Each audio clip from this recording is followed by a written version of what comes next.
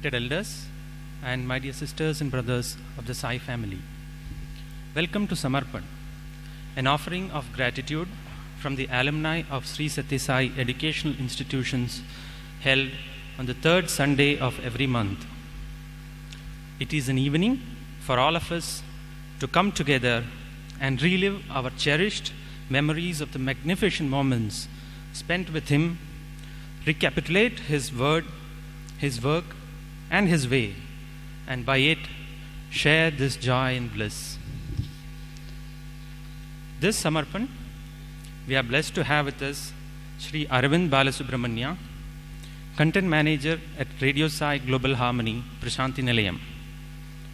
Incidentally, he is also my batchmate, and we completed our post-graduation together in Prashanthi Nilayam.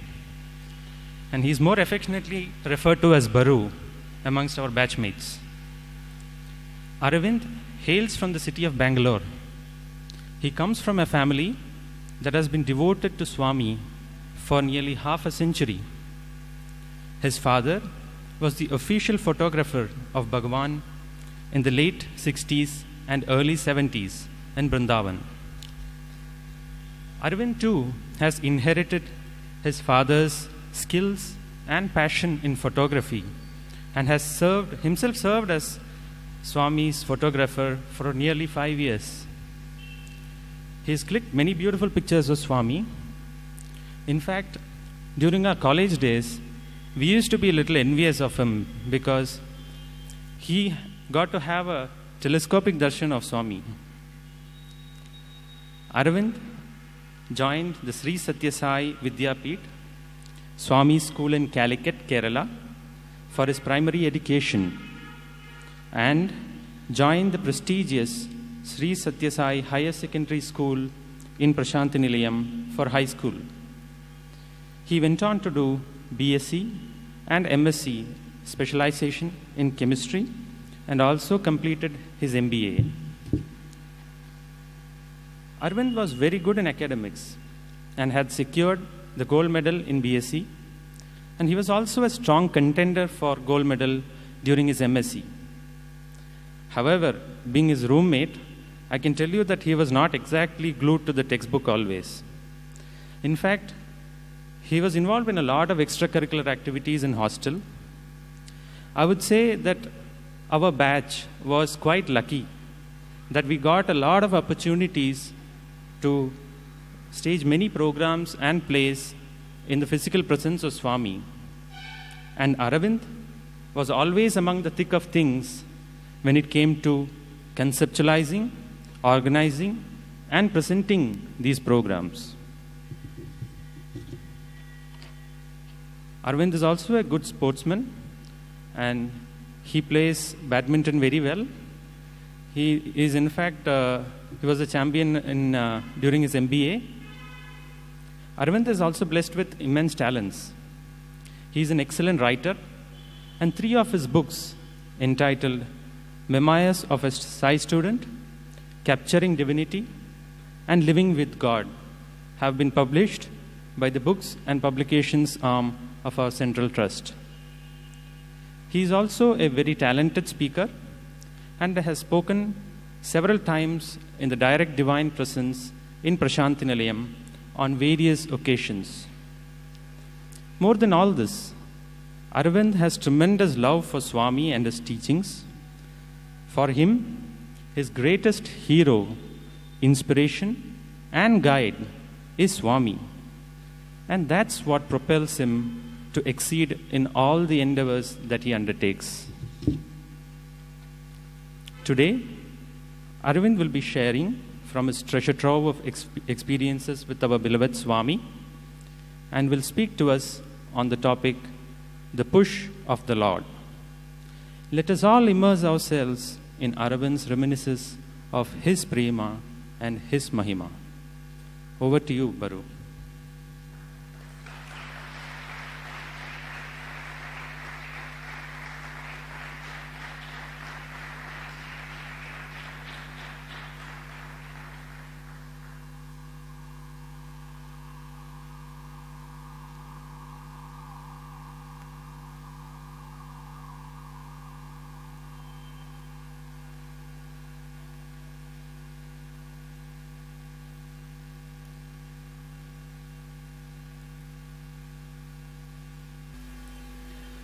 Om Shri Sai Ram.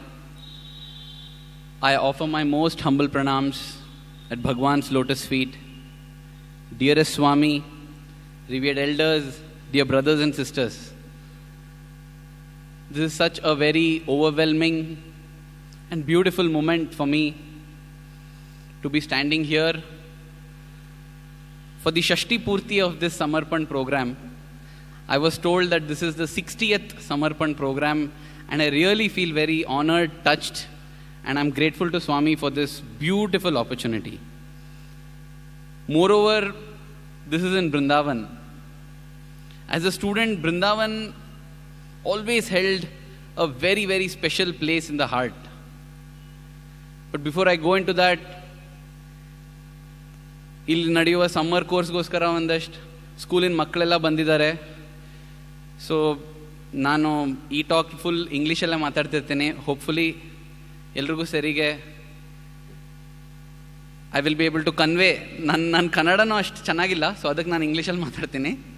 So ನಿಮ್ಮೆಲ್ರಿಗೂ ಸರಿಗೆ ಅರ್ಥ ಆಗಲಿ ಅಂತ ನನ್ನ ಪ್ರಾರ್ಥನೆ. ಇಷ್ಟೇ ನಾನು ಕನ್ನಡ ಮಾತಾಡೋದು, ಯಾಕಂದರೆ ಇನ್ನು ನಾನು ಇಂಗ್ಲೀಷ್ ಕೊಟ್ಟೋಗ್ತೀನಿ, ನನಗೆ ಸುಲಭ ಅದು.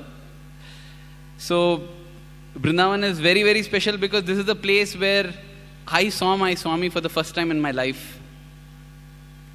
And I just want to open up and share a few experiences in my life with Swami. You know, the thing about experiences with Swami is that if somebody comes and asks you, why do you believe in Swami? Why is Swami God? The first answer you will say is, when my mother had cancer, Swami cured. When this had happened, that we will give so many things. That had happened, and we will state miracles. But actually, if we look back at our life, it is not because of those things that we consider Swami as God. We also don't know why Swami became God for us. But afterwards, to justify, logically we'll tell, hey, come on here, he cured cancer means he's God, right? He did this, nobody else knew, but he knew, so he's God. But actually, those are not the reasons why he became God. Why he became God, God only knows. He only knows. It's just our great blessing and good fortune that we accepted him as our Lord and he became our Lord. And so too now when I say some of the incidents because of which Swami became my Lord, they're actually afterthoughts. After it happened, I'm thinking now and thinking, why did I accept Swami? Yeah, maybe because this miracle, that miracle. I also don't know why. But I'm so grateful to Swami that he chose to make me choose him as my Lord. Because I don't believe that we can choose who is our Lord. The Lord chooses us and makes us feel that we chose. Man does nothing but shows off like he does everything. God does everything but remains as though he does nothing. That has been my experience and my life story too. I got to know Swami when I was a 10-year-old. I used to see his photograph at home, wonder who he is. Because his photograph was in the altar. I was wondering what on earth is a photograph doing in an altar which is otherwise occupied by idols and statues and paintings. At best paintings. You can't have photographs. Because in the altar you have only gods, then how can you have a photograph? So when I used to ask my father, who is this? You're worshipping him. So he used to tell me, he did my thread ceremony. So I used to think he's some big pujari maybe, some priest, because they're the ones who do the thread ceremony. So fine, I accepted, okay, revere elders as God. But my question to my father was, what's the big deal about this pujari? What about the pujari who conducted your wedding or my naming ceremony? Why are they not adorning our altar? So this was the question. And when it came to a point where my questions probably became persistent, and the call within became persistent, he told me that, you want to know who he is? He's God. And I accepted. I call myself as free Kamal devotee. Because I didn't have to get a miracle or something to become a devotee. Swami got me free of cost. My father said he's God and I accepted him as God. But there's a thrill and charm in accepting Swami as God like that also. The innocence of a child brings the faith of a child also.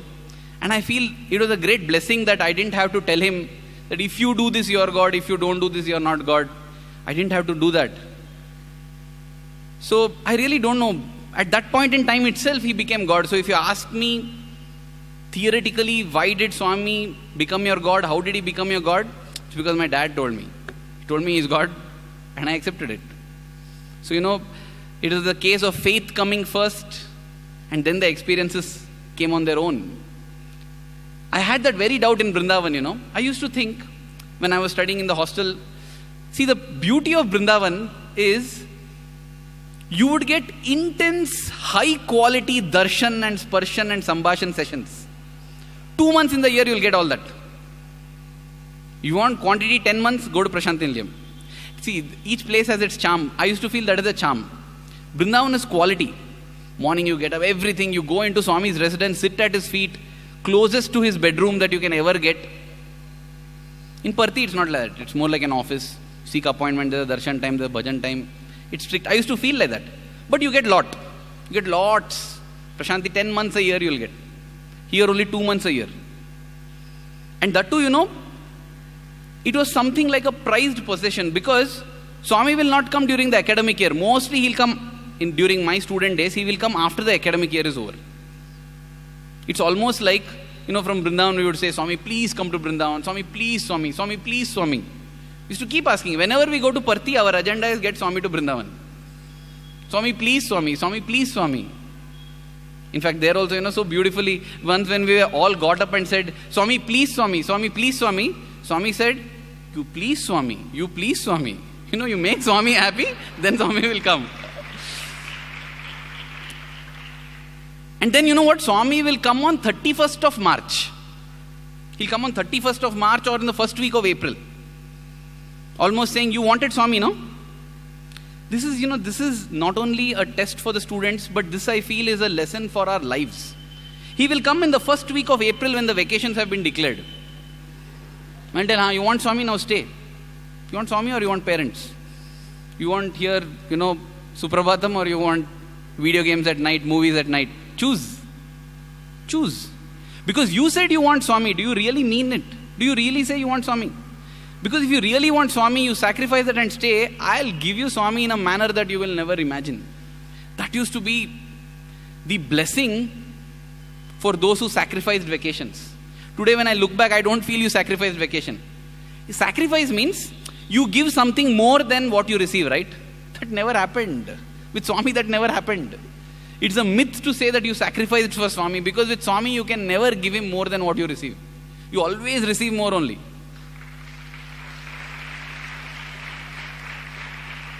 And that used to happen in Vrindavan. That used to happen in Vrindavan when we stay back. This whole hall, it's filled with so much memory. I remember, once in Vrindavan itself, last time when I had come here, some person had come, he said, you are so blessed. Can I get some memento, some place, something that Swami has touched? Something else that Swami has touched, because I have not seen Swami physically, but if you say that Swami has touched this, I told him, you pick any dust particle here. Because, every inch Swami has walked. Day in and day out Swami has walked. This whole place. Because with my 3 years stay here, I have got memories at every point in this hall, in that corner, in this corner, and I'll try to cover 4-5 corners at least today in the talk. That is my plan, because so much memories are there here. So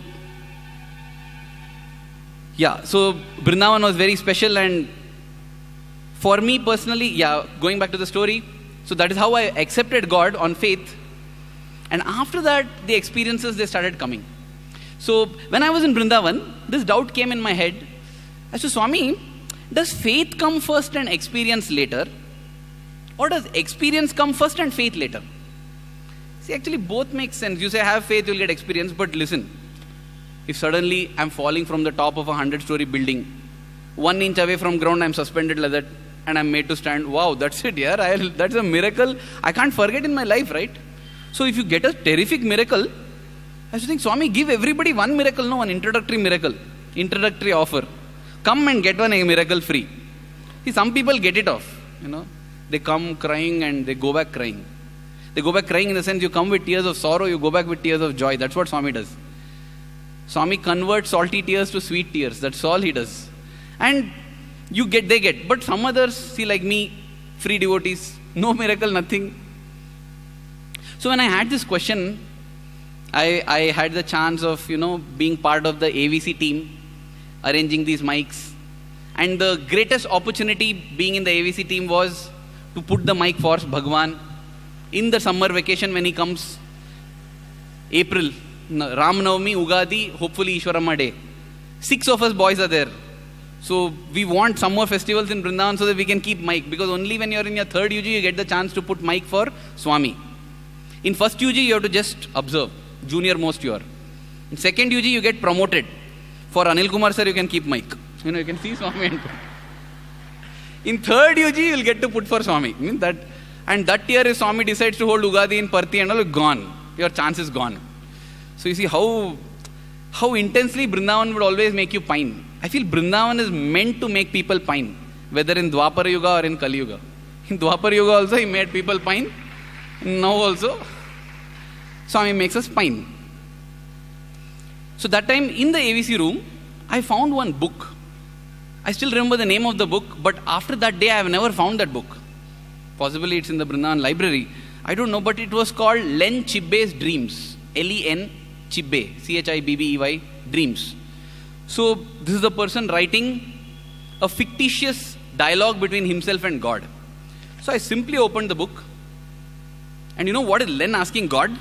What I asked Swami. Len is saying, God, let the whole world believe in you. God says, yes, that's what I also want. Simple, God, you do a miracle. You do a massive miracle, whole world will believe in you. So I said, wow, Len, you're asking the same thing that I asked Swami. God says, yes, you tell me what miracle I should do, Len. I will do that miracle. Len says, see, it should be something that the whole world will notice. Like what? See, God, morning when they wake up, let the sky not be blue.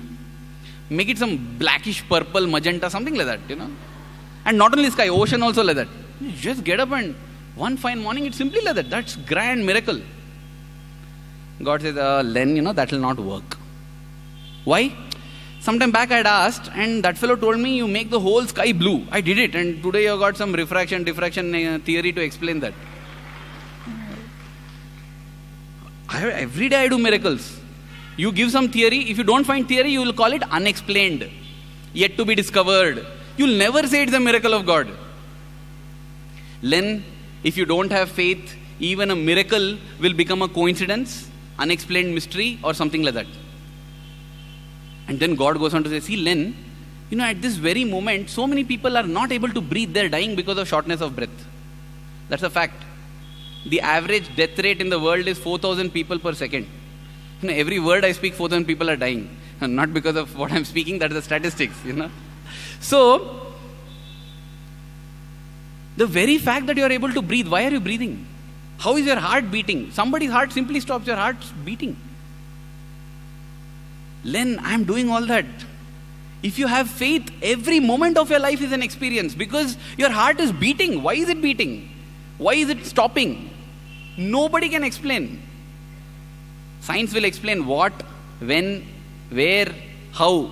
When it comes to why, they don't know. They just don't know why. The why is me. That's what God is telling Len, and I felt that is the thing. That is the thing. Have faith. And then the experience will automatically come. That's how many experiences came. And by the time I came to Vrindavan, I had this mad pining for God. Mad pining for Swami. Yeah, physical Swami. I want to touch him, talk to him, speak to him, do whatever, be with him, spend as much time. I used to feel it is like that, When you want to join the armed forces, military, you go, they show you this is the quarter, this fantastic. Oh, you feel, wow, man, military life is a life. Yeah, I want to join the military. You go join the military, they give you a kick on the backside, throw you down. And you say, hey, what happened to all that? Now you are in the military. Now, that's it. That's how it is. So when you join, I joined in Parthi, everyday darshan, you're pampered with everyday darshan, bhajan, run, catch, plays. And then you start developing that intense pining. Yes, Swami, now 11th standard summer vacation, I went home. 12th standard summer vacation, I said, I don't want to go home. I want to spend time with Swami. Because I want to spend as much time with Swami. Now you have got pining, right? Chalo. Vrindavan. Off. No more daily darshan. So you land up in Vrindavan and, just hoping, waiting. waiting for the days when you can go to Prashanti and have darshan, because as I said, Swami comes to Vrindavan, but that is very less time, 2 months in a year. Dr. Alreja, who had the great privilege of being Swami's personal doctor for quite a long time, once summarized the way Swami deals with devotees in a beautiful manner. He said, Swami is like the fisherman taking the fish out of the Bhavasagara. We are all in the Bhavasagara, we are enjoying. We feel if we are out of the Bhavasagara, we will struggle. We want to roll and rot in the world only. But Swami is the divine fisherman. He will catch the fish and throw it out. So Dr. Alreja used to say that Swami will take the fish out and put it in the basket near him. And then we start struggling because we want that salt water of the ocean only. And the fish starts, jumping in the basket. And when the pining becomes intense and the fish is not able to survive, as I was listening to this, I thought Dr. Alreja will say that the fisherman takes the fish and throws it back. Dr. Alreja said, he then takes a few drops of water and sprinkles little like that. Be there like that. Struggle. Because that is not redemption. That's how it is. When we come to Swami, we come to Swami only for our spiritual growth. Yeah, in the beginning, I give you what you ask. But Swami doesn't stop the sentence there. There's a comma actually. So that a time will come when you will ask what I have come to give you. In the beginning, I'll give you little. Okay. Otherwise, you will not come to me only. I will say, I'll give you MSc, BSc, but that is all. More important is what I'm giving you. But if Swami says, I will teach you sannyasa, adhyatma, come, nobody will come. So he'll tell, okay, MSc, MBA, He'll offer some leather things and get us. So I came to Vrindavan, and even before coming to Vrindavan, I got a taste of Vrindavan. During our 12th standard board exams, we all came for darshan in Vrindavan, and Swami called us in to Trai Vrindavan into his residence for a class interview. It was such a beautiful thing. Now, before I go to that, I remember, our class teacher, Dr. Sailesh Srivastava. It's amazing, the kind of teachers that Swami has placed in the institutions. They are like mini Swamis themselves in the way of life they lead, in the kind of sacrifices they do. They will never say that they are sacrificing, because they will say that what we have sacrificed, Swami has given more. But from a worldly point of view, I really feel it's a great sacrifice they have done. And the kind of inputs that we receive. I remember the previous day to coming to Vrindavan, Sailesh sir asked us, how many of you want to join medical? So 8-10 fellows raised their hand, medical. How many want to go for engineering? 15 fellows raised their hand, engineering. Sailesh sir said, what mad fellows you are. I thought, what happened? Those were the brightest guys in the class. Then he said, you got a chance to be with God and you want to go away. Then somebody asked, sir, can everybody stay here then with Swami? Everybody can't stay. Some have to go also. Sir said, let Swami decide that. See, if Swami has decided you have to stay here, this is what Sailesh sir said, actual words. If Swami has decided you have to stay here, even if you do cartwheels, you can't go out. If Swami has decided that you have to go out, even if you do somersaults, you can't stay here. But what you desire in your heart is left to you. In your heart, you should never desire that you want to leave Swami and go. If Swami decides that you have to go and study polar bears in Arctic, that's fine. But Swami, I don't want to go. I want to be with you because you are pushing me there. I'm going. That's fine. And then he spoke. It was so inspiring because next day, you won't believe it, in the Trai session, as Swami came, the first thing Swami said is, how many doctors? Swami asked. And the impact of Sailesh sir's speech, not one hand went up. All the 10 doctors had decided to change their profession overnight. And Swami had a surprised look. He said, how many engineers? Again, no hands went up. Hey, anta gas. Swami said, all gas. Then together, we all said, we want to be with you, Swami. And Swami became so happy. He called the warden and he said, see this batch. Everybody wants to be with Swami. He said, yes, Swami, they are all very blessed. Swami said, I will speak to them. And the warden used to be the translator, so he took the mic Swami said, no, not you. You go. He looked at Shailesh sir and said, you translate. Now, I really feel that it was a reward for Shailesh sir for what he had done previous day. But the thing is, Shailesh sir is from Delhi. Swami started speaking in Telugu. And Shailesh sir was translating it. It was amazing. 45 minutes discourse and he translated. That is when I realized, when Swami says instrument, it is really that. A non-Telugu speaking Hindi person will translate a Telugu discourse if the Lord wants. That is what Tyagaraja said. If the Lord wants, monkey will cross the ocean. I feel that is the reason why the Ramayana is also written like that. Oh, you Ravana, you are supreme. The 3 lokas are scared of you. Nobody can touch you, correct? See the Lord's will. I will come and beat you with sticks, stones, monkeys and bears. With some squirrel also contributing a little bit. That only highlights the glory of the Lord. If the Lord wills, nothing is impossible. Everything else is just an instrument. So now during that tri session, something beautiful happened. One of the students who was sitting front, he said, Swami, something is stuck in your hair. So he said, remove it, he said. And this boy got up, he parted Swami's hair like that, he pulled it out. First I was, then I said, lucky fellow. We should have seen that. I also want. Swami, how nice, it feels so good. It feels so good, Swami's hair was so bushy, so nice, so fragrant. You feel like putting your face in that hole. And you can't put your face, but at least you could put your hand, right? This boy got the chance. I felt, Swami, I also want to pull something out, keep something else in your hair.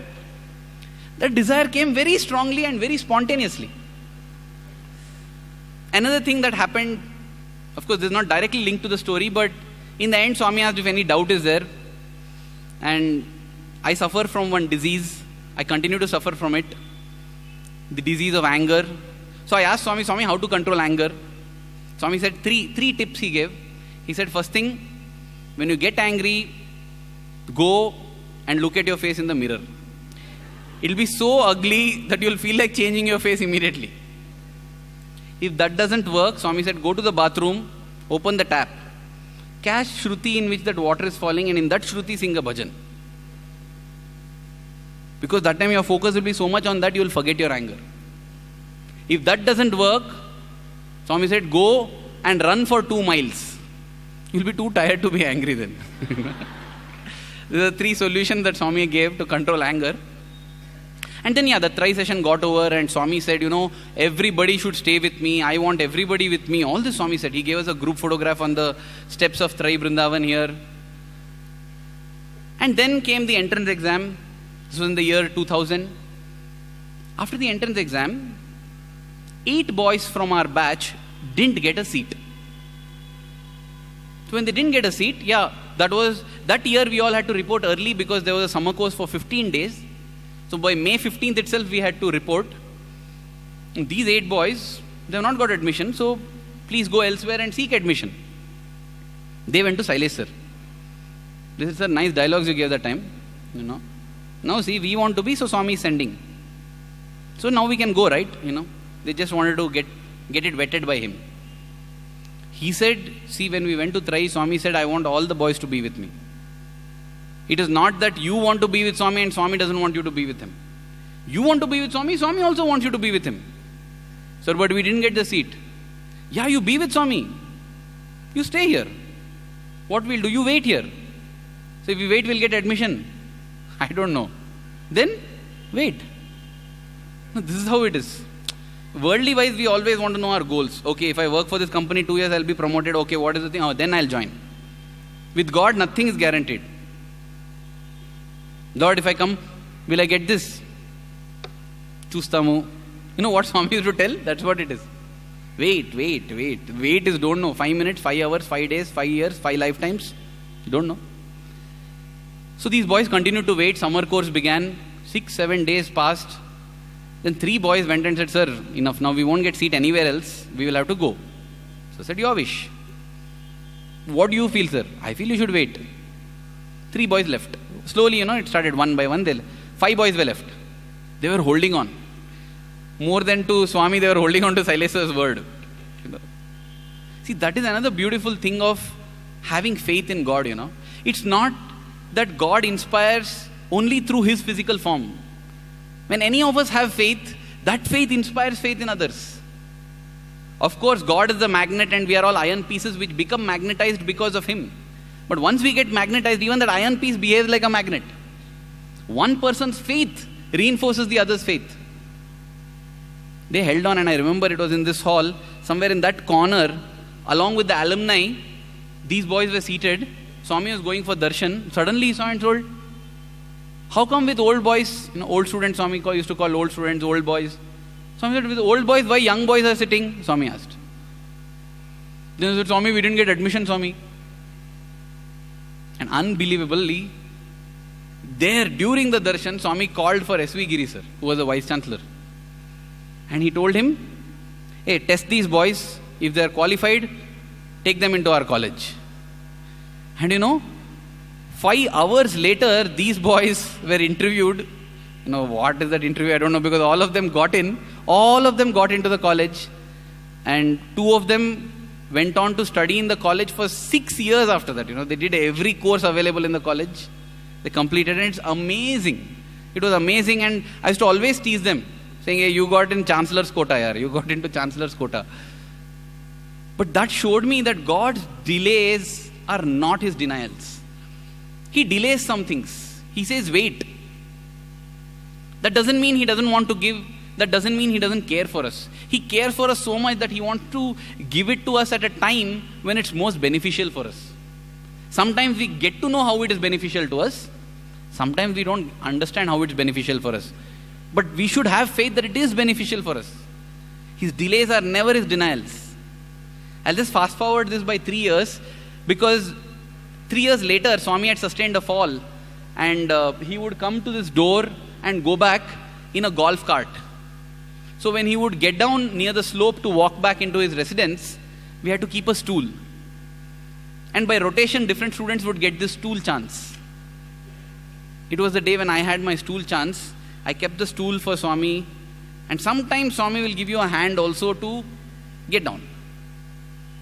Beside me was one of my classmates who was in form.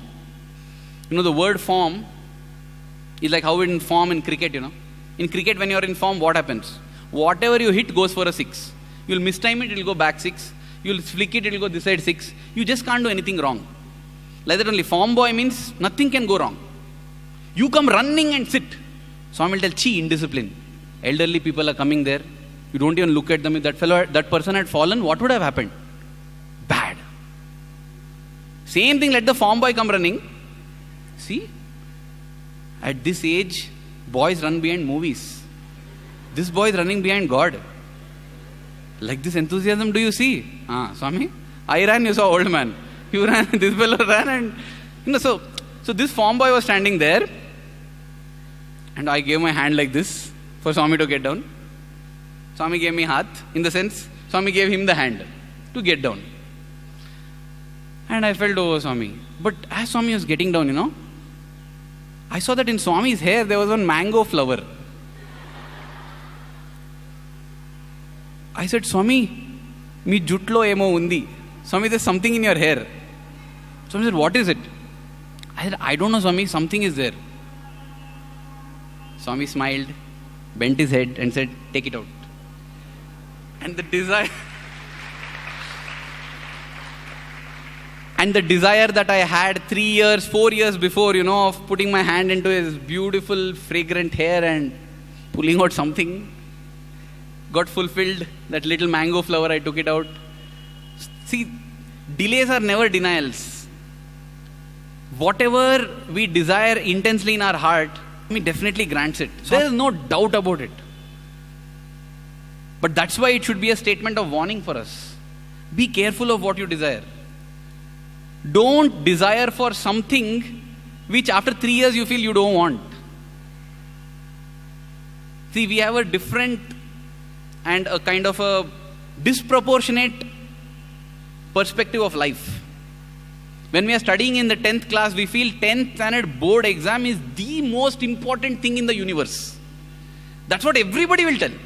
You know that boy who is now in IIT, 10th standard, he got 96%. Actually, you curse all these fellows who top score like that. Nowadays, they are getting 99.8% and all that, You write you feel that you write the exam thrice also, you won't get that much. Once they write and get out that much. So, yeah. So when it is, how did I come to this? So delays are not denials. I'll go back. Sometimes I get into a detour which I myself am not able to come to that. So every delay that Swami does, it is just to ensure that you get greater happiness, greater joy. And that day I felt so beautiful, so special that Swami had remembered. Swami's memory is amazing, even physically. It's not just in a divine manner. He smiled. He knew that there was something and I treasured it. And you know what happened that day? The beautiful thing is, that day Swami had given to one of the students who was staying with Swami inside Tarai Vrindavan a new camera. This student had come to test out his camera. And because of that, I not only took out a mango flower from Swami's hair, I got a photograph of that also, taking out a mango flower from Swami's hair. See, that is how it is. Swami plans in that manner. Yes, that's how I went to the board exam. We feel that in the 10th, the board exam is the most important. But once you finish 10th, you join 11th, nobody cares a damn for the 10th standard marks. Because why? 12th standard is most important. That gets over. College, gold medal most important. You get, fine, gold medal and all okay. You get a gold medal and somebody who was half your rank in class gets double your salary in the job. Who cares for that, Job important. Depending on our stage in life, things go from important to not important. When you're 6 months old, learning to eat food is most important. You see? Imagine if you say, Lord, nothing I want, just give me the ability and teeth to eat food. Such a foolish prayer we feel. But we tell now, Lord, let me get first rank. Somebody else will be feeling, what a foolish prayer. What is praying for first rank? You should pray for a 50,000 job. Somebody else will say, that is so foolish. What is it that we should seek from Swami? Swami himself has said in the discourse, seek that, seeking which you will never have to seek again. Swami, you don't do anything, just give me this. Once you give this, now I will never ask you anything. Like that thing can we find and ask? He will give that definitely. Let us be careful because whatever we seek, He'll give. Let us not repent. No, let us not repent 3 years later, simply I ask for that. I have met like these people, In fact, I have met so many like these people where they say, hey, simply I prayed to Swami, what happened? Swami gave it off. That's what you pray to God for, no? So that He gives. Yeah, now I didn't want, See, I didn't know that this will happen. See, that time it was like this. That time, recently I met a lady, She was narrating about how her elder daughter is not getting children. Her younger daughter had 2 children. So she prayed to Swami, Swami, give my daughter a child. Swami, give my daughter a child. Give my daughter a child. She was praying like that. She took up a 1-year sadhana for that. She took up a 1-year sadhana, completed the sadhana. The day she finished the sadhana, she gets a call from her daughter. Mother, I'm carrying, I'm expecting. The only thing, this was a younger daughter carrying the 3rd child. And the mother said, Swami, what did you do? Swami, wrong. No, Swami, I meant the other daughter, Swami, what you are doing like this? So when you hear all this, you just feel, you just don't pray at all. Because the Lord knows what is to be given. By asking in a prayer, we make the wrong assumption that we know better than God. We always feel like this. Hey, what's happening in Iraq, yaar? ISIS is bombarding. No, yaar, samasta loka, God will take care. God can take care of ISIS. Swami, please let me get that job, Swami. He can take care of ISIS, but He can't take care of your job. No, see, world and all He takes care well, but my life, no, let God listen to me. I know better. We feel like that. For everything else, Swami knows all His Leela, He'll take care. So we don't do anything. Poverty, see, it's all karma, it's all, Lord knows. We just, what we can do? Poor are there.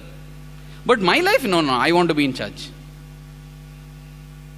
So let us remember that sometimes even, first thing is, let's be careful what we ask from Swami. Let's ask for the ultimate himself. Anything else is dangerous. Let's ask only for him. And second thing, let us remember that once we ask, sometimes there will be a delay, but the delay is just to ensure that the joy that we get out of it is even more. After I came to Vrindavan in first UG, I wrote a letter to Swami. I didn't know what to write because I didn't have any problems. Everybody's health was fine. Everybody was well settled. My academics was going on fine. No problems only. What to write in letter?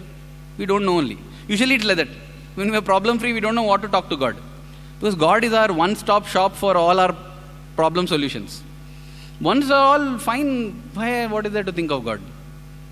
I didn't know what, but I just felt I still want to write to Swami, so I wrote, Swami, by your grace, everything is fine. I am writing this letter just to experience the joy that I get when you take my letter, that's all.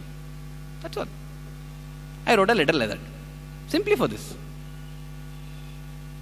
And I felt, I used to think, see, Swami will also be happy to read this letter. Just imagine, he'll open one letter, Swami, mother is sick, this is okay. Swami, this fellow fought, this. Swami, my money went in loss. Full problem. What depressing it must be for Swami, We will read interesting books. Swami is reading such morose letters, all filled with. So I used to feel sometimes, let us write a joke and send to Swami. I used to do that also, Swami, here's one joke I'm writing. All troubles letters you will be getting, no? Here's one joke, just read and enjoy. One break you take from, and write one joke and give. I used to feel like that. So I felt, this letter also Swami will feel nice. Because in this letter I am not writing no problems, nothing, just simply. So I had written that letter. And whenever I used to write letters of my problems, Swami may take or may not take. But whenever I had written jokes and all this, Swami would every time take the letter. So I somehow felt that, some nice aram thing if you do, Swami will take off. So I felt surely he'll take this letter also.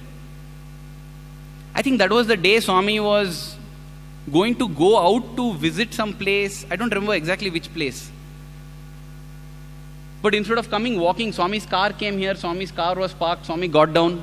Because Swami didn't want to disappoint all those who were waiting here for darshan. So he said, I'll quickly finish one darshan round and come. So the car was waiting there only. So Swami will finish darshan. He finished darshan. That was the day I had this letter. So Swami came near me. I was sitting in this corner here. And as I was holding the letter, Swami saw and didn't take the letter. So I said, oh Swami, today I'm not getting that joy. The purpose of the letter was to get joy when you take the letter, right? I'm not getting that joy.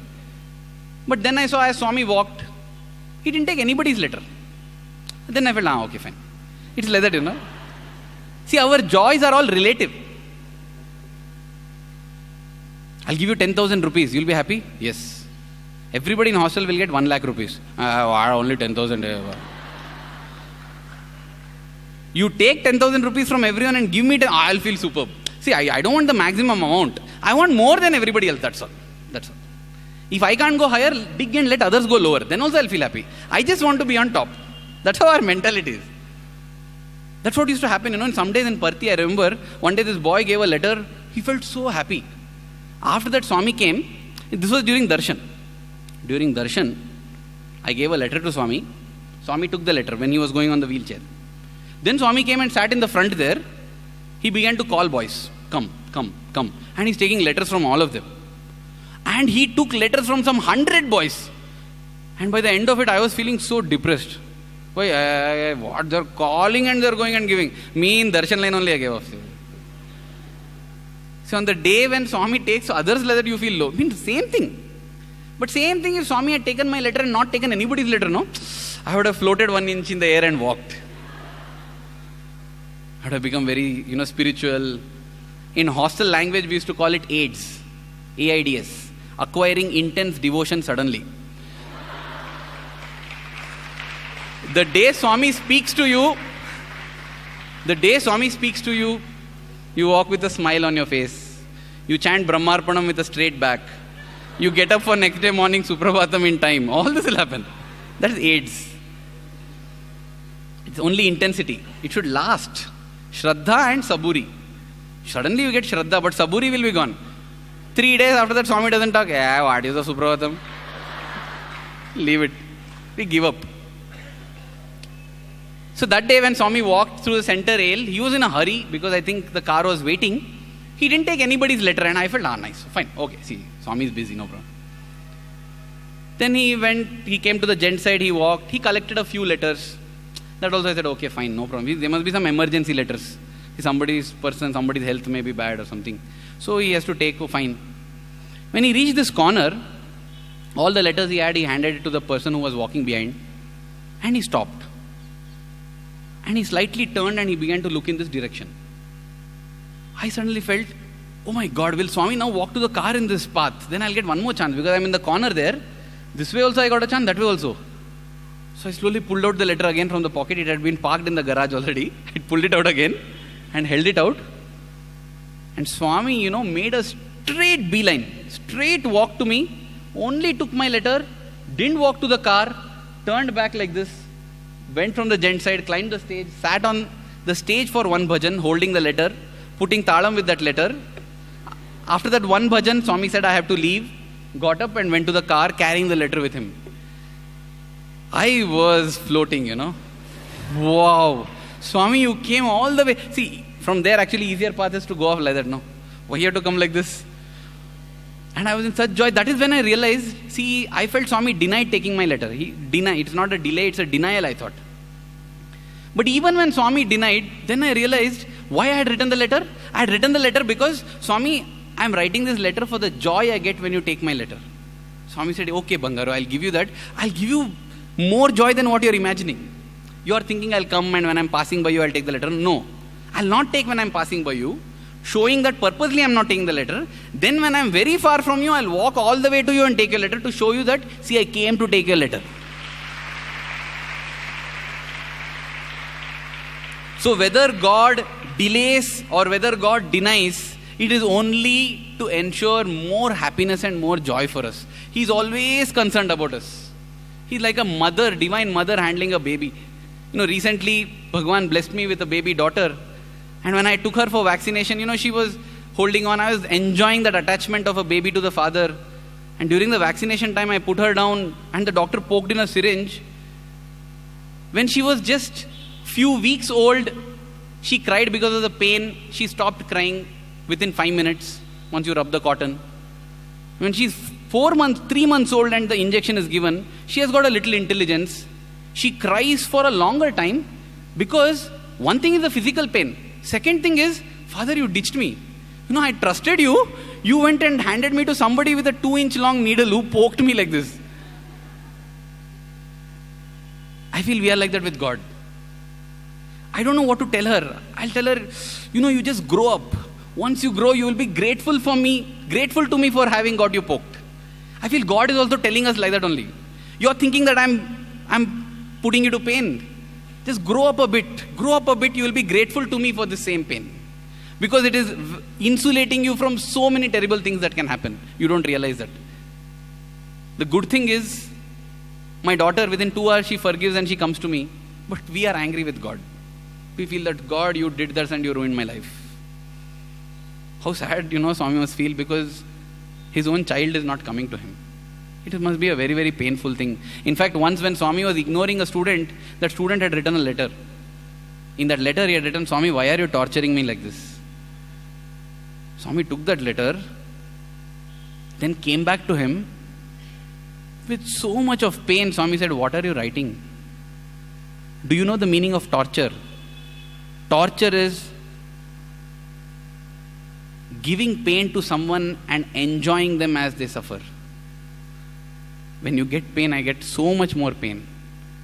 Don't think I'm torturing you. I never torture anyone. Swami never tortures. So by mistake also let us not tell such things to him because it will hurt him. But it will not stop him from doing what is good for us. How much ever the child may scold, I will give the vaccination, no problem. You disown me, Bangaru, you disown me if you want. But I will protect you still. Because I can't, because I love you. That's it. I'm helpless. Love, that love, no? God's greatest weakness, our greatest strength. Let us also hold on to that strength.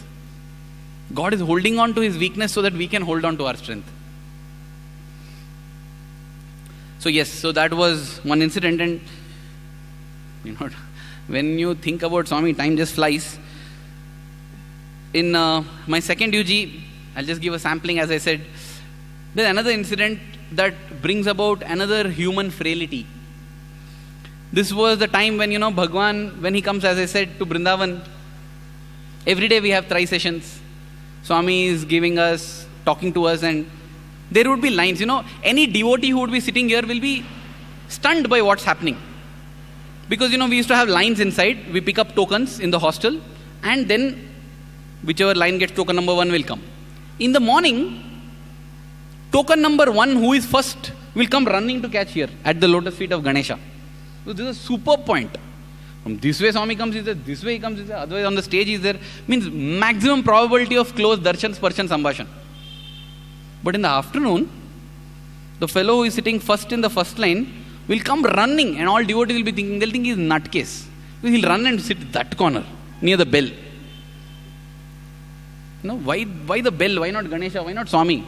Because in case there is tri session after Swami goes, to Tri Vrindavan, the lines will start from there. That line will go first.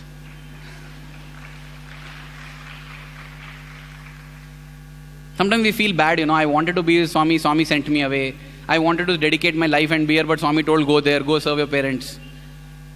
When I see this example, I feel sometimes you have to go away from God to get closer to God. So don't worry. Everything is God's master plan. So in the evening, all would run there. And it so happened that once, 3 times in a row, I got first. 3 days continuously, I got first. Sitting there. And first in Trai. And in Trai, you get to sit at Swami's lotus feet. You get to press his feet. How beautiful it is, Sometimes you will be massaging his feet. And I remember once I used to think, the first time when I got the chance, I was thinking, Swami, today I got the blessing that God has Lakshmi as God. How lucky she is. Whole day pressing your feet. Whole life she is doing this only. I wish I also can do this whole life. See, it is not easy, Pada Sevanam. We think it is easy. Because Swami says Pada Sevanam doesn't mean pressing the feet, but to be forever dedicated to the feet, to follow in the footsteps of the Lord. That is Pada Sevanam. And Swami, in fact, in one discourse said, Sahasra Shirisha Purashaha Sarvata Panipadam Tat Sarvatokshi Shiromukam. The Lord has hands and feet everywhere. So serve everybody. That is Pada Sevanam. But not only that Pada Sevanam, even direct physical Pada Sevanam is tough, Because sitting there, Swami would say, as I was thinking this, Swami said, that calf muscle is paining, press little hard. I said, wow, great, okay. Start pressing. And then Swami is showing, like how we squeeze our towel, He's telling, hold like this and squeeze like this, in opposite direction. Okay, Swami. Swami, in the mind, Swami, I don't want to hurt you, tender you are. And Swami looks and says, harder. Okay, Swami, you asked for it. Full hard you do, okay? He's sitting listening to the speech that is going on. Now like your ego is hurt. You didn't feel anything. I'm badminton player, cricket player. And you try. 10 minutes I did. After that, your hands pain. So you relax a bit. The minute I relaxed, paining, don't want to do? No, Swami, I'll do. But it's paining. That's when I realized even physically Pada Sevanam is not easy. We just think, Lakshmi is lucky. For 10 minutes it's lucky. You sit whole life, you will realize how tough it is. No food, no restroom. 4 hours later, Swami, restroom I'll go in.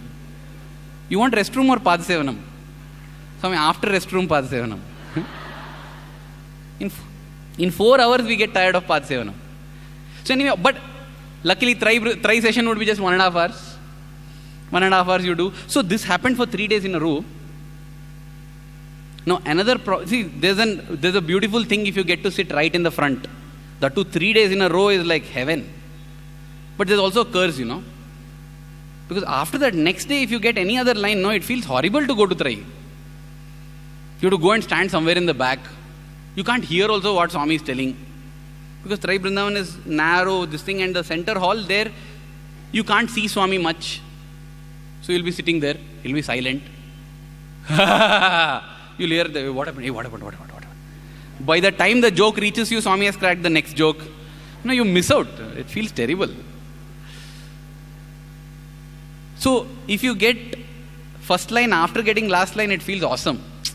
But if after getting first line for 3 days, the next day what happened was I got some ending line. I came. I sat. That time you feel, hey, Swami, actually the mind, selfish mind says, no need of try session today because anyway no use for me. I'll be somewhere back. Instead of that, we can go and play some cricket. Used to call it Mundu cricket. Fun it'll be. But the mind, no, it will cover up its selfishness. Mind very cunning, it is very smart. What I'm saying, Swami, every day for a week you have been giving try sessions. Take a break, Swami. Take rest. Everybody thinks only of themselves. Everybody wants try session to sit in front to do. Does anybody think of you, Swami? How tired you must be getting? Day in and day out you are slogging. Take a break, Swami. And I'm feeling, see how selfless my prayer is. Not knowing that me, country, cunning, I'm doing this because I don't have a chance there. So I was praying like that. Aarti got over, Swami left, Swami went. Then all the eyes will shift to this door. That's why I'm telling you, any devotee will think, what is happening? Swami went in that door, they're all looking this door. Because this door, the signal will come whether Trai is there or not. Don't think that we are not interested in Swami. This is our route to Swami, that is the thing. So the door opened, the person came. From his face only you can make out. Trai session means like 100 or 1000 watt bulbs with eyes will be glowing. No Trai means it will be like as if Third World War broke out. That's it. So everybody has to get up and go. And everybody had to get up and go. And I felt, wow, see, Swami heeds to selfless prayers. I prayed that Swami take rest, Swami took rest. See, I felt again. I was floating already in the sky, I floated some more. But as I said, I was part of the AVC. So all the mics, you roll the cables and you take back the mics and put everything.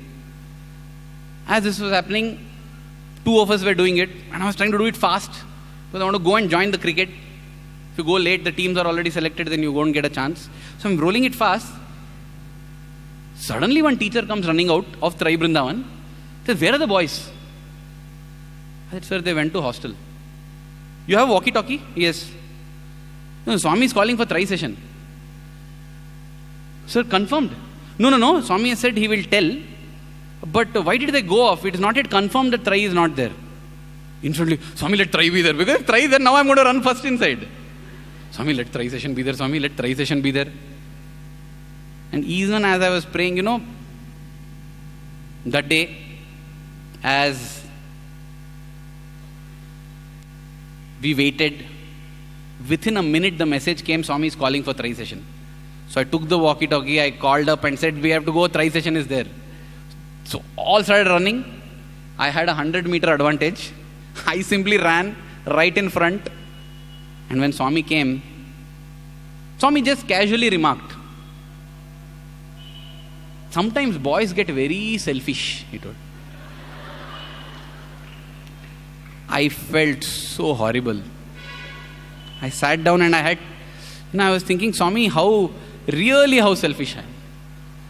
You know what, Swami, I only think that I love you, I only think that I care for you. Actually, no, Swami, I only love myself.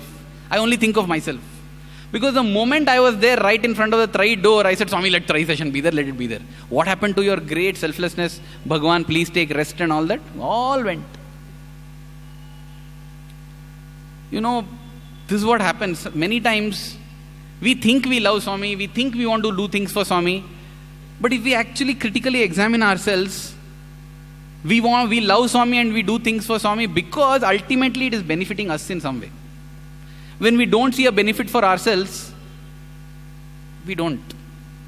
It's very, very, I'm not saying that some people do this. Every one of us does this. We are all selfish. Why else will every Sunday see 10,000 people and suddenly next moment it's not there? Because, why? Haven't we experienced Swami? Was it that if Swami was physically there, I would get a chance to speak to him? Every time I come to Vrindavan, there's no chance that I may speak to him. I will get nothing. But somehow I just feel that something here. Swami himself has said, if you have darshan, it is the blessing that the gods get.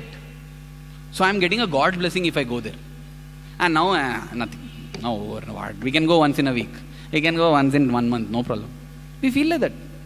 Because you know what? We came to Swami for our own self, that's all. And nothing to feel bad about it, because almost all of us have come to Swami like that. And Swami also has no problem. He says, yeah, I give you what you ask. But just don't stop there, please. Bangaru, please don't stop. Because what I want to give you is something much more grand. You are coming to Kalpavriksha and asking coffee powder. I want to give you something more grand. Don't ask for coffee powder. I'll give you coffee powder, okay. But after that, what I want to give you, ask for that. It should be our endeavor to keep evolving towards that. Towards asking for that which Swami came to give us. But before asking that, we have to find out what is it that Swami came to give us. Not theoretical answer. I remember once Swami was asking one primary school student, where did you come from? Swami, from your lotus feet. Swami was so happy. See, nice. There, no, one more student. Nice answer. He thought like that. So Swami came to him, to this institute student. Where are you coming from? Swami, from your lotus feet. Hey, where are you coming from? Swami, from your lotus feet. Hey, where are you coming from? Swami, Bombay, Swami. Theoretical knowledge is like this, that's all. We know the answer. What is it that Swami came to give? Atma Jnana. You know A of Atma Jnana? Do we know A of Atma Jnana? Theory we know. What does it mean? We don't know. That's why that is what I mean by saying we have to try to find out what is it that Swami came to give. And then ask that from Swami. Because asking anything else is foolishness and stupidity. So till we discover that, let us just shut up. Let us not ask anything. Because He will give what we need. He will take care of everything. Our karma, our dharma, everything. Let's just trust Him. As I said, in my third UG, I'm just picking up one incident from each year. This was a very hitting incident because it taught me multiple lessons at the same time. This year I was a senior, third UG, so all the privileged opportunities and chances I will be getting. And in that year, there was also going to be a summer course in Indian culture and spirituality in Brindavan, and all the students from all the campuses, from Prashanti Nilayam, from Anantapur, all had come here. So usually in the hostel there will be about 300 students. During the summer course there will be nearly 1,000 students. Everybody would have come. And so therefore, lot of responsibility. Every day there will be sessions in the hall, mic, speakers. There will be sessions in the auditorium, there mic, speakers. Swami may come anytime. All this is there. And that time, 2002, Swami was having a little difficulty in walking. So, the lifts are still there. Those two lifts were installed. So, during darshan, Swami need not climb the steps. First, the big steps were made small steps. Then the lifts were installed. The button you press, the lift goes up. Button you press, it comes down. Hydraulic lift. And the rule was, if Swami goes up by the gent side lift, the lady side lift also should be put up. Because Swami is on the stage, he may choose to come down from any side. In the same way, if he goes down in the lady side lift, put the gent side lift also down. Because if he wants to go up again, he can go by any lift. That responsibility also was given to the AVC boys. So it was a nice thing. I remember the day, it was the 22nd of May 2002. The Buddha Purnima celebrations were on. And every year, one country would be given the opportunity to be the main country leading the celebrations. That year, it was the turn for Nepal. So all the Nepali devotees, they had filled this entire block here. And I was sitting here, 1.1 we used to call. First line, first person, 1.1. Right at the feet of Ganesha, at the feet of Swami. And I had 3 duties. One is the mics for their bhajan singing. That's my AVC duty. Second is the lift. Third, I had my camera in hand. Photography also. A beautiful day it was supposed to be. Swami completed darshan round. Went to the ladies' side lift. And went up. And then came and sat on the chair. As Swami sat on the chair, he is right in front of me. See, the AVC boy was supposed to sit in the front. They tell sit somewhere in the front. I had chosen it right in the front. Somewhere in the front means somewhere here. So as Swami sat on the stage, on the chair, the walkie-talkie beeped and Nandagopal sir, who is here sitting here, he is the AVC in charge even today. He told me, Arvind, the lift is down on the gent side, go and pull it up. I said, sir, I am sitting right in the front in front of Swami now. Like this. So I'm in front of Swami. Do bhajan also. If Swami sees, should be doing bhajan now. So now I think he was shocked because he didn't expect me to be sitting there. Because it doesn't help in any way, because all the mics are also behind me. If anything I have to do with the mics also, I have to turn around. But then apparently, the warden came and told him, no, you put the lift up. The lift has to be put up. And over the walkie-talkie, I heard the warden's voice. And I felt, now I have to do it. Against my better judgment, I felt, no problem, I'll get up. Imagine getting up during bhajan and walking. I felt I'll do it. And again, see, this is another misconception we have. If my classmate tells me, hey, go and put the lift up, no need. My teacher in charge tells, I can't tell him no need. Sir, actually I'm in a difficult situation, how will I'll try to explain. Warden told me, warden told I can do, yes. Why? Because my friend doesn't interact with Swami. My teacher sometimes interacts with Swami. Warden daily interacts. So therefore he is the top, this fellow is bottom, this fellow is bottom most. We feel like that. We feel that the pujari is as important as the idol. So what I did, I got up and went. To put the lift up. I didn't see Swami. Swami saw me. But when I went there, Jain sir was seated there. He looked at me. I didn't look at him because I was supposed to do my duty. I put the lift up and then I looked at him. I thought he'll be proud of me having done my duty. Fool, he told me. What happened? You sit down, he told. I sat down.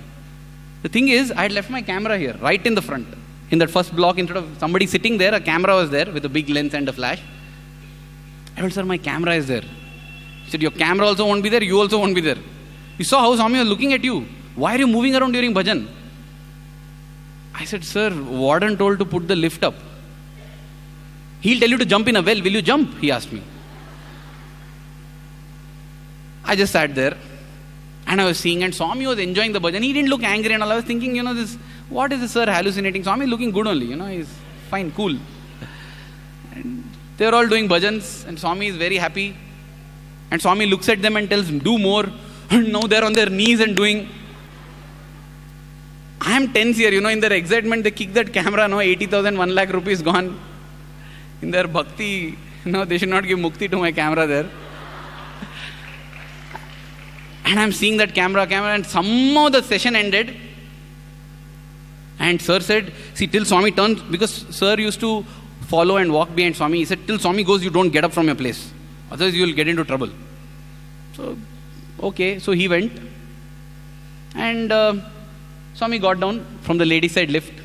Because he got down from the lady side lift, I put the gent side lift also down. And Swami began to walk. He began to walk that side. His back was turned to this side.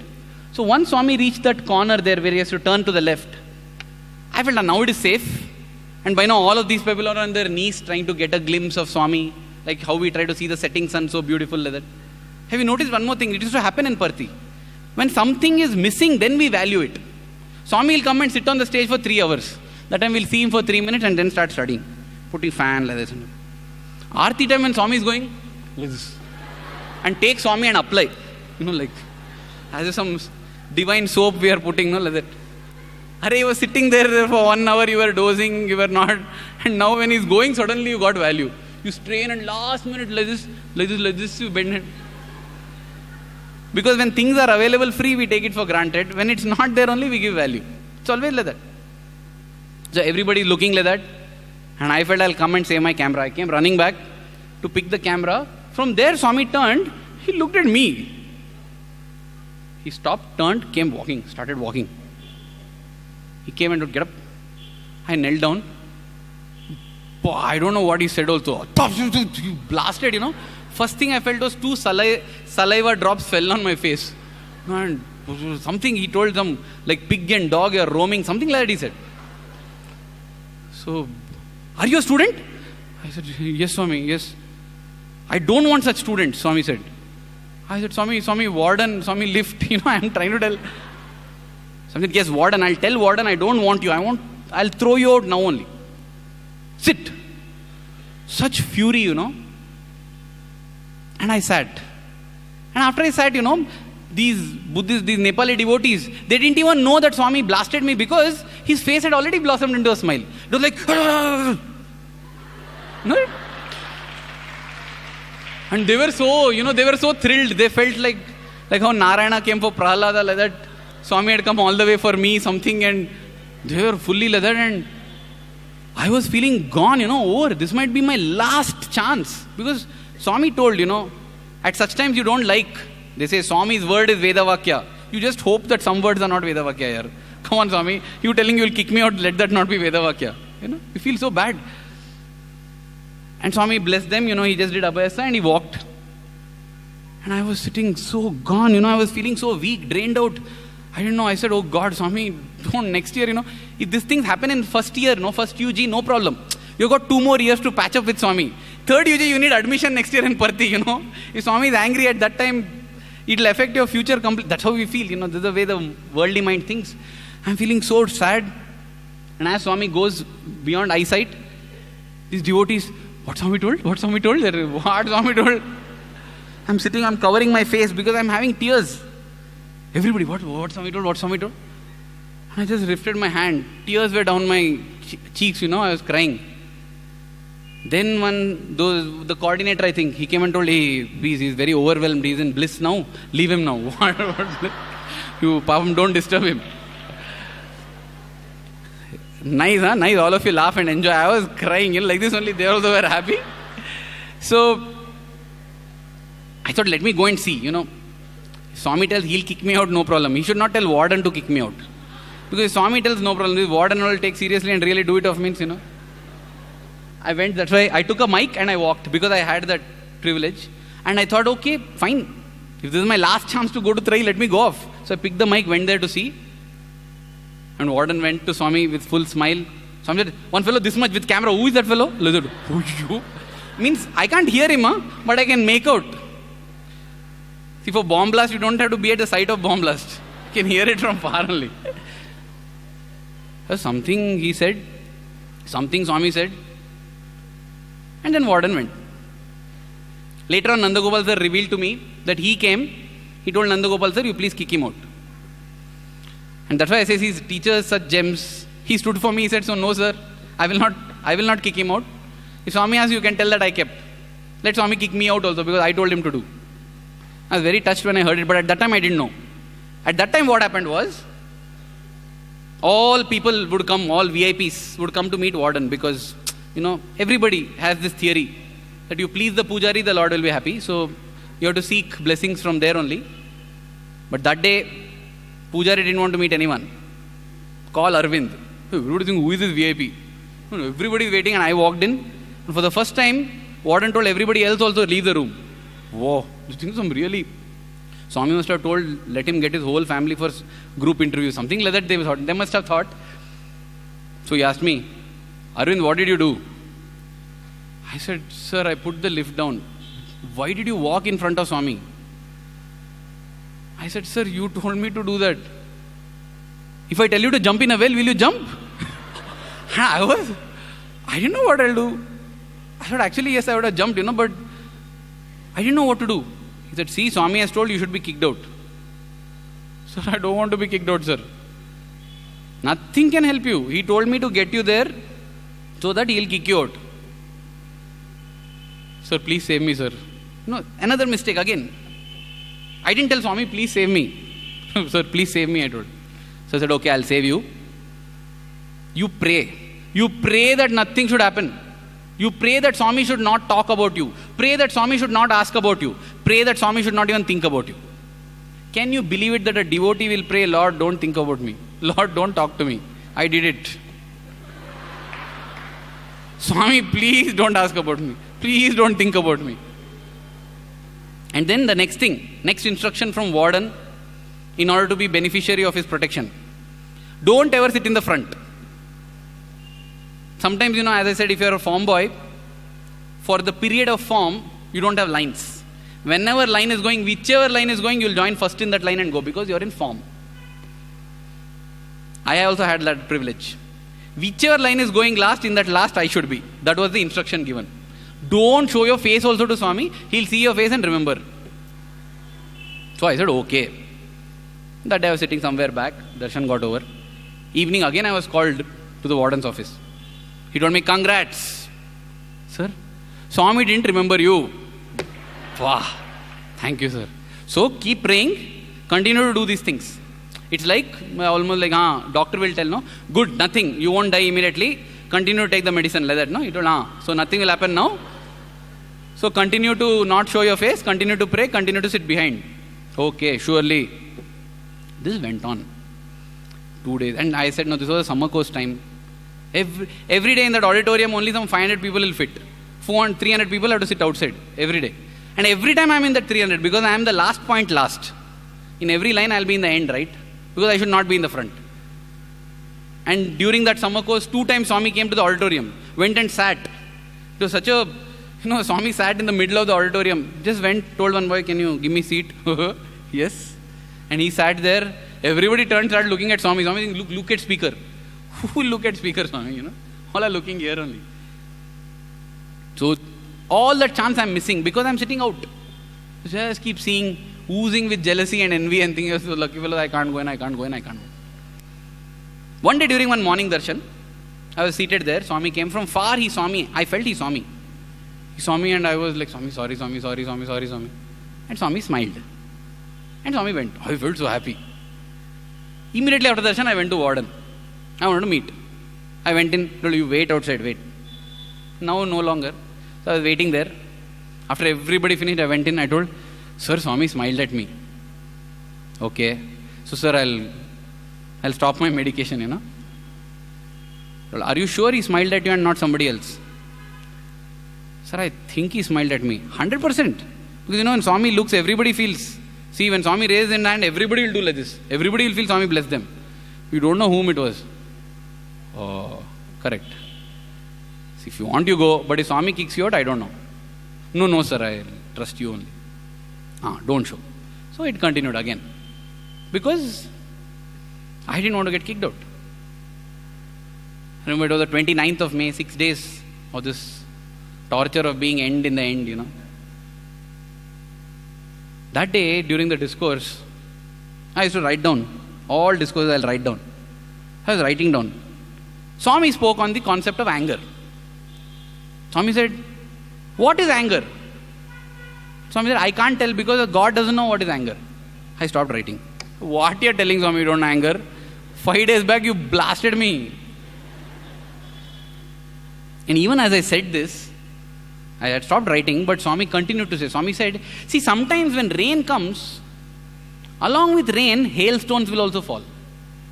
That hailstones, when they hit you, it will pain. You will get a bump on your head also.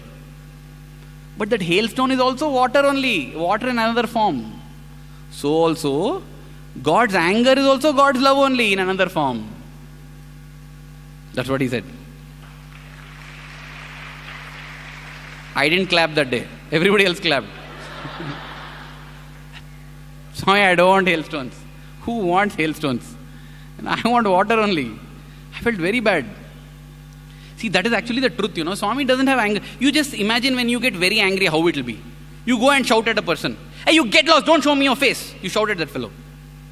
Next person comes and says, sir, your car, hey, shut up, your wait car, what? You just wait. Whoever comes in your path after that is gone. That's why when you want to ask for a 20-day leave from your boss, you'll ask the PA, hey, boss in good mood, no? Good mood, no? Simply he'll fight with his wife and come and my leave will get cancelled. That is our anger because we genuinely feel angry. But see, that day also, as I said, Swami is saying, Kukka Pandi, I'll kick you out. Dog, pig, I will throw you out, Swami says. Next second, he is beaming at everyone. How is that possible? Because anger is a mask on his face. Just like that smile is a mask on his face. He has no attachment, he has no irritation, he has no cruelty, he has no that fondness. It's only pure love for the elevation of the soul. Like an actor acts in the drama, he acts so that the movie is a hit. That's all. After that movie gets over, it's not as if he'll come and tell, hey, you kidnapped, I'll smash you. No, that's only on stage. That is divine love, Divine love doesn't mean always like this. There will be anger, but there is no anger within. It's only on the face. The anger is also a tool to achieve something, that's all. And that I had seen it actually. I had seen how angry he was. Next second he was not angry. He was smiling at everyone. None of us can do it. None of us can do it. When we are angry, next instant we can't. That's why we need to see the mirror. We need to open tap and sing in Shruti or jog for 2 kilometers. So after this, the next day morning, one of my duties was, I'll conclude this. One of my duties as AVC was get up early in the morning, really early, because everybody has to get up by 4 o'clock. Because the bathrooms are the same number that are available for 300 boys. But now 600 boys are using it. So you have to start getting up at 3 o'clock and finishing your bath. So in order to inspire everyone when they get up to take bath, I have to play music. So I have to get up even before I have bath and get ready. That day when I went, I took out a cassette. I would take devotional 1, devotional 2, devotional 3, devotional 4. They'll all be there in the AVC room. You pick some random devotional and you play it. That day when I played, one song began by Anup Jalota. Baah chudaye jaat ho.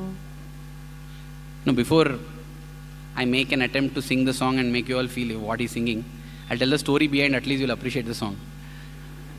This is a beautiful song because, this song composed by Surdas. Surdas blind, he's walking, he falls into a well and he calls out, somebody come and help me. One little boy comes, puts a stick, helps Surdas come out.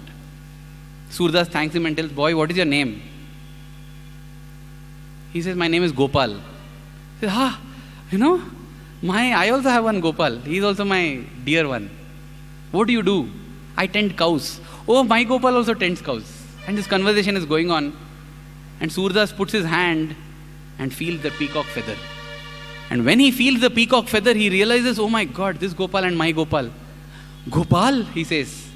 The minute he says that, Gopal leaves his hand and runs away. Surdas is heartbroken. Lord, when I didn't know you came to me, and now when I know you, you leave me and go. And that's what I felt. Swami, when I didn't know of your existence, you were here. Once I recognized and began to love you, you left and went. At that moment, Surdas sings out this. बाह छुड़ाए जात हो nibble जान के मोहे हृदय से जब जाऊं तो सबल मैं जानूं तो. He says, Krishna, you think you are strong. You think I am weak because you are able to leave my hand. Huh? No. If you are strong, बाह छुड़ाए जात हो निबल जान के मोहे. You think I am weak and that's why you are able to leave my hand. हृदय से जब जाओ तो सबल मैं जानूं तो. If you want to show yourself as strong, no, leave this heart and show me. Let me see if you can. And as this song began, as it went over the PA system in the hostel, I was in tears. I was crying. I said, Swami, you think you're strong by throwing me away, you leave my heart. That happens. That, as I said, we are all capable of that intensity of love that Surdas has, that Mirabai has. We just lack the consistency, that's all. We all attain heights of devotion at some point of time or the other. Our challenge is to just sustain it. Mirabai and Surdas are not great because they were more devoted than us. They are great because that devotion, when they reached, they sustained it throughout life. All of us have Shraddha, we just don't have Saburi. So at that moment, I really, I don't know, it's such a kind of devotional high. I was crying, I was saying, Swami, you leave my heart and show me, Swami. You can't. You kick me out of Vrindavan, you kick me out anywhere, but you can't leave my heart. After that, yes, after half an hour, we put off the music. I was tired, I slept off actually. I slept off in the AVC room itself. There I had a dream. In the dream, I am seated in the auditorium. Beautiful, because I never dreamt I'll sit in the auditorium. But I was sitting in the auditorium and Swami is distributing fruits, muskmelon to everybody. And I am telling, Swami, I also want that muskmelon. I also want fruits. See, we understand, having been exposed to our Bhagavad Gita, we understand the subtle meaning of fruits, the deep meaning of fruit, karma phala. So I'm telling Swami, I want fruits from your hand. And Swami is pointing out to my hand, I am having some rotten fruits in my hand. Swami is telling, you quickly finish that, then I will give you these fruits. So I quickly gobble it and say, Swami, done, come here. Yeah, now I'll come. And Swami is coming, and I'm telling to one brother beside me, can you get up? Swami wants to come here. He says, okay, he gets up, Swami comes and sits. And then I tell, Swami, why you got so angry with me? Swami says, no, I didn't get. I'm surprised because I'm thinking that he's angry. Then Swami, I will come and sit in the front. No objection, Swami said. I will sit in the front with the camera, Swami. No objection. Okay, Swami, you may go, I told. That was a dream, and Swami gave me those fruits and went off. And I woke up. Now again, see, many times we feel, everybody gets their answers, everybody is able to see Swami, we are not able to get. That's why we feel, he is able to see Swami, so let's ask him. Because his answer is like Swami. No, it is not like Swami's answer. It's like telling, I don't want to order my own food from the hotel. What you have eaten, I'll take from your mouth and eat. Same only. It's easier for me to digest also because you have already partially digested it. Just because it's easy, will we eat from somebody else's mouth? No, I'll eat. I'll digest it, I'll chew it myself, no problem. It may take time. Sir, order will take half an hour, no problem. I'll wait. I don't want to eat that fellows. Same way. We have to seek on our own. So when I woke up in the morning, what I say is, we feel that I'm following somebody else because I don't, Swami doesn't answer me. Swami answers. We either don't have the ears to listen or the guts to follow what he tells. That's the thing. We just don't have the guts. We know the answer from within many times. We just don't have the guts. And in such situations, what happens when we ask anybody for any number of times, we'll never be satisfied with that answer. If I go and ask X, what should I do? X tells me what I want, then I'm happy. If he tells something else, no problem, I'll ask why. Why? Why ask an X? Swami. Here now, see, I've got the dream, so clear it is. Now what do I do? Tell me. Should I come and sit in the front with the camera?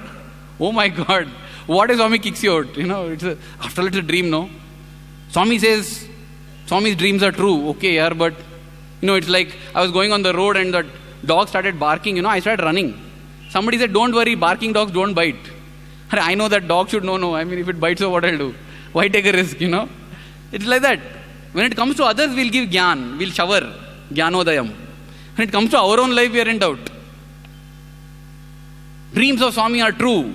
But my dream now, I don't know, if I follow and get kicked out, then? So this was a fear. But I decided I'll follow it anyway. I went to the teacher in charge who would give camera slips, permission slips to get camera.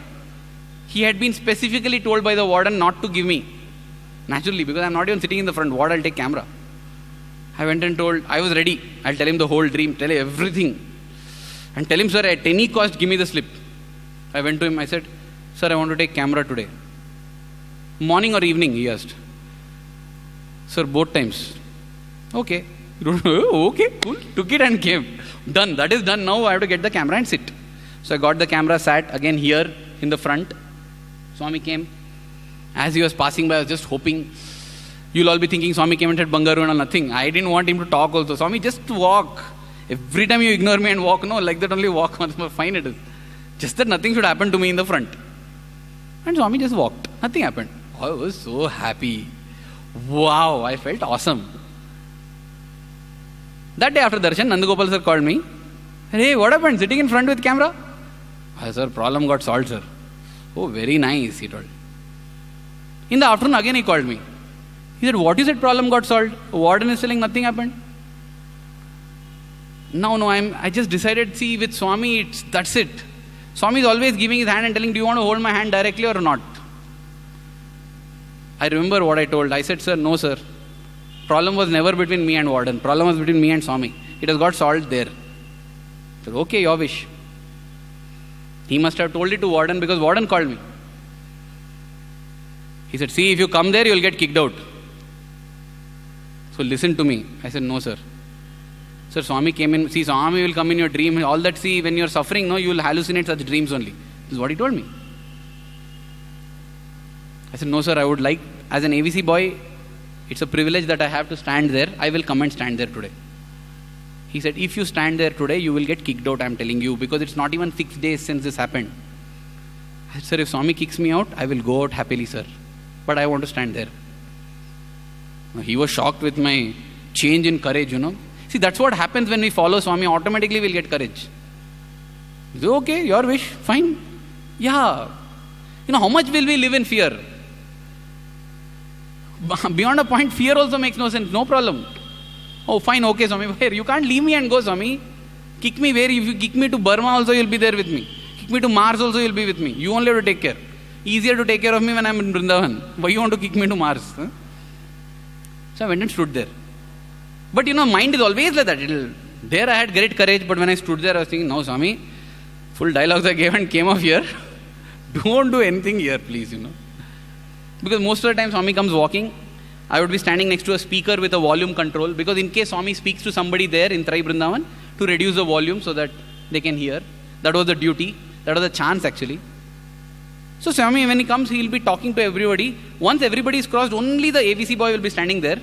At that time, Swami will start admiring the beauty of the blue mat on which he is walking. He will look down and walk. Very rarely he will look at your face. He will not even know that you are existing there. The tulsi plant, Swami has seen more than the fellow planted beside it. That's what I used to feel. Today I was hoping that the same trend continues. Swami, just continue what you are doing every day, that's all. Then I will also continue what I am doing every day. So Swami came. I was holding a kerchief in my hand. That was also a tradition practice. In case Swami wants to, sometimes he has done that. Once he has even entered the AVC room and combed his hair. Yeah, nice, fine, before going. How much Swami prepares for darshan? I used to really feel. We should all prepare for darshan and come, because Swami prepares so much and comes for darshan. So Swami came there, and I'm standing there hoping. As he's coming close, I'm saying, Swami, just to walk, Swami. Just to walk off. Just walk away. He comes, he's holding his robe. He comes bang opposite to me, stands, turns and looks at my face.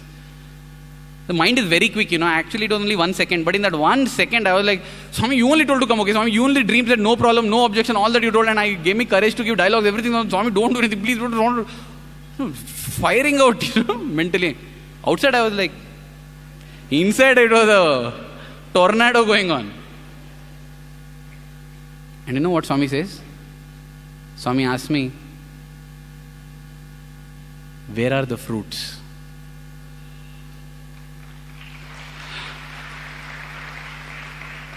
I was going to say, Swami, I ate them, because that's what I had done, right? I was going to say that. I said, Swami, and before I could say I ate, I saw bang opposite to me, there were 5 boys sitting with trays of mango. I said, Swami, there the fruits are. Swami saw, he called, those boys came. Swami checked the mangoes. And he told, after bhajan, when I come, distribute it to all devotees. These are the beautiful things of the Lord. He does everything in a subtle manner. This is the subtle of Swami. Subtle manner he does these things. He didn't tell, hey, that fruit in your dream, you remember, I only came. He didn't tell like that. And what is the need to tell, that is prasadam. Swami means, you have already decided that it will be distributed. I said, yes, Swami, we will distribute it. Good. Now, because he had touched the mangoes, I offered the kerchief to him. Swami wiped his hands. Usually he gives back. He looked, he smiled, threw the handkerchief on my face, and then walked. I felt so relieved. As the door closed, Nandagopal sir came, patted me, said, Arvind, problem solved.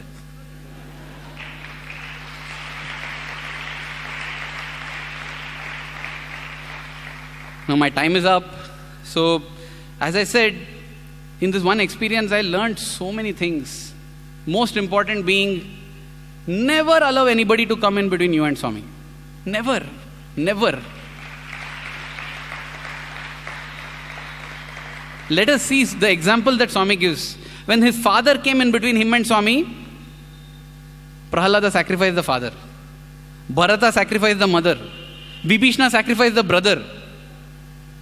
What we are holding on to X, Y and Z. Let's hold on to Swami directly. Because he's there. He's waiting with his arms open, telling, come Bangaru, I'll give. What Swami said, it is Vedavakya. He said, come, see for yourself, experience, have faith. It holds good even to this day. Come, you will get an experience. But seek that experience. We seek something else. And then other thing that I learned is the power of Swami is such that doesn't matter what our past is, doesn't matter what our karmas are, doesn't matter how many rotten fruits we hold. He is ready to finish that and give us fresh divine fruits. To all of us. I'll conclude with this little example. There was this drunkard who went to Swami Vivekananda and he asked, Swamiji, I have been bad all my life. Can I get redemption in this life? Vivekananda asked him, have you seen Ramakrishna Paramahamsa? He said, one day, when I was walking through the gate, I think once I saw him. Vivekananda said, don't worry, you are redeemed. When I heard that, I felt, oh my God. Yeah, one thing is the power of Ramakrishna Paramahamsa. Leave that aside. I was thinking, look at the faith of Vivekananda. Forget himself. He's telling somebody you just saw, no. You heard of Swami, no. You heard of him, no. Don't worry, you are redeemed. Can we have like that faith in our Swami?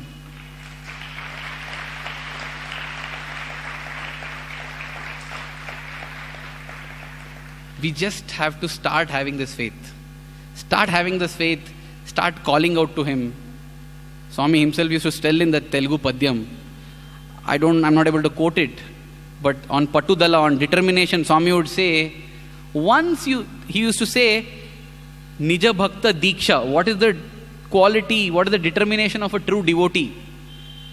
He will either get what he is seeking or he'll collapse and die from the effort, but will not get satisfied with the second best. That should be our Diksha. Swami, we either get you or nothing, no problem. Let us see how we will not get Swami. Because, I really feel very emotional because that is how my life experience has been. If we really look at Swami and see his love, more than we being unable to live without him, he can't live without us. His love for us is greater than our love for him. So he's just waiting for us to call out, that's all. He's just waiting like a mother waits for the infant to wail out and cry. And he's just hoping that when he gives us a little rattle, when he gives us a little plaything, a keychain, what happens? Baby will cry, wah, mother gives a keychain. And baby is happy. Mother goes. And then baby realizes that keychain is no, it starts crying. They give a toy. Happy. Mother goes. Finally, it comes to a point where the child says, no, you don't cheat me. No, I don't want all this junk. The rattle is a junk. Cries and cries and cries. And what the mother does, picks up the baby and puts it close to her heart. Let us also cry for Swami and not get satisfied with keychains and rattles. These rattles are now useless. They are junk actually.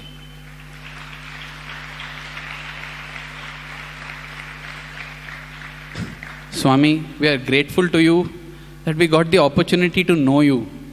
Swami, our prayer is that with every passing moment, let our love for you grow stronger, stronger and stronger. Thank you. Jai Sai Ram.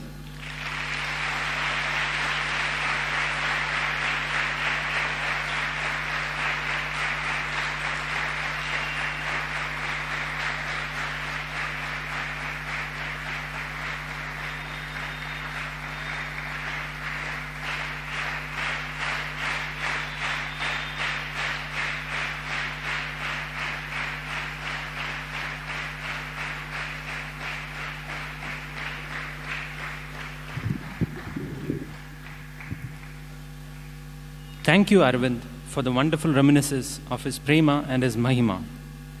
As always, you brought out messages of profound wisdom laced with beautiful humor. Arvind spoke to us about his most cherished experiences in Vrindavan. Thank you for taking us back to the beautiful life at Vrindavan in those days. For some of us, including me, who have not been fortunate enough to experience it, we were able to actually visualize it in front of our eyes. Arvind reminded us that with Swami, you always receive more than what you give. He brought out the message that delays are not always denials, and even those delays are only to maximize our happiness. He also reminded us of how often we forget what is actual joy and fail to enjoy what we receive by comparing it with what others receive. He also told us how important it was to ask from Swami what he has come to give and not what we want. And last but not least, he also told us how to experience Swami's love. I now request Sri Nagesh Dakappa Sir, State President, Sri Sathya Sai Seva Organization, Karnataka, to honor our guest by offering a shawl.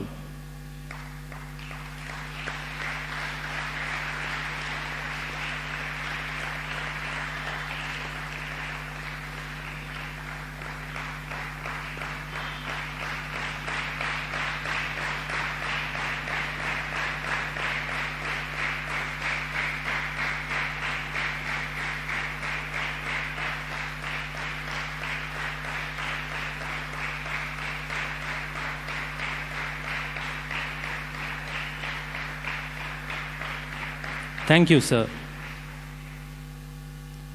I now request Sri Mahesh Kapri, District President, Bangalore East District, Sri Sathya Sai Seva Organization, to offer a bouquet to Sri Aravind.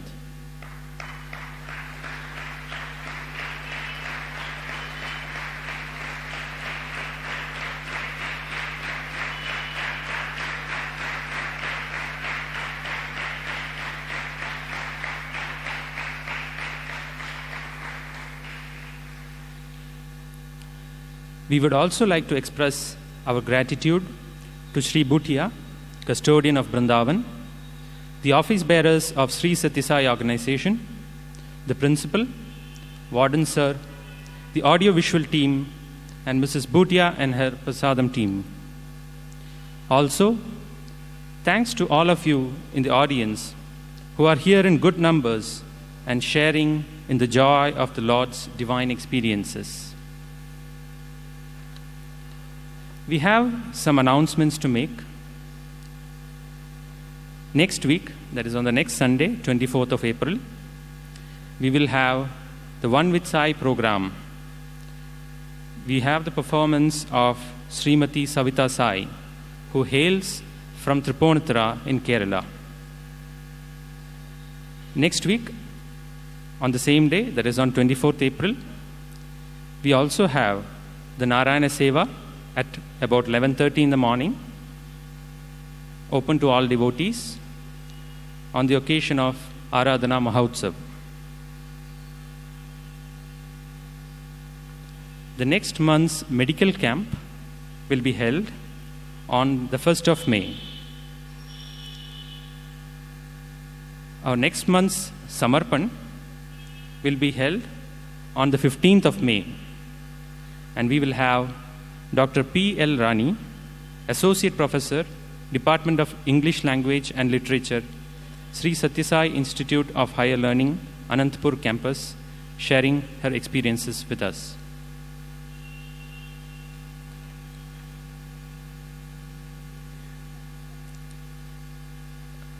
I request that after Arati, all devotees to go for the Vrindavan Parikrama, Trai Vrindavan Parikrama.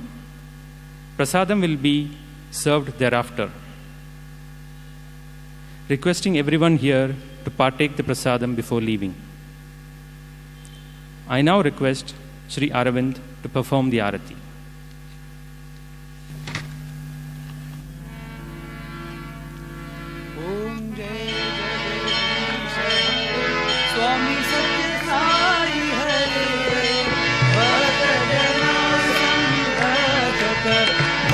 जना संरक्षक पति महेश्वर ओम जय जगदीश हरे।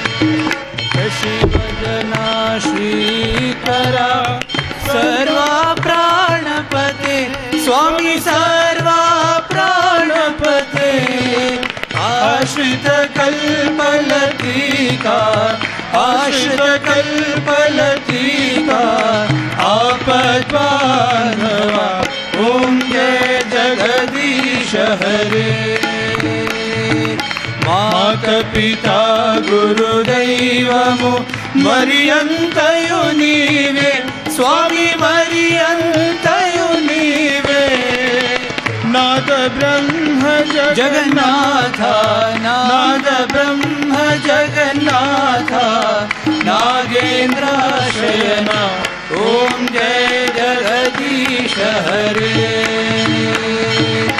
ओंकार रूप ओजस्वी ओ साई महादेवा सत्य साई महादेवा मंगल आरती अंधुको मंगल आरती अंधुको मंगल गिरिधारी ओम जय जगदीश हरे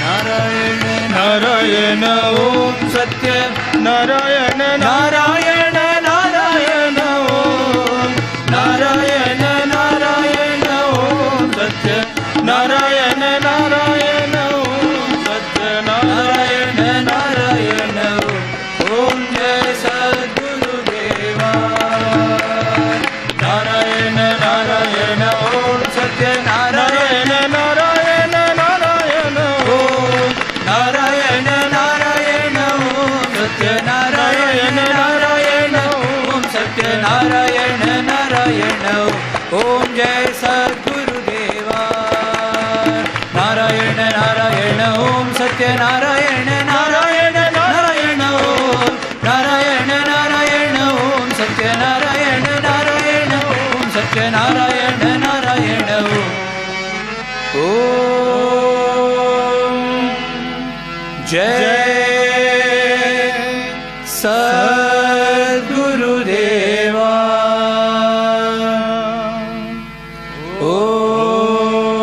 ओम शांति शांति शांति समस्त लोका सुखिनो भवन्तु समस्त लोका सुखिनो भवन्तु समस्त लोका सुखिनो भवन्तु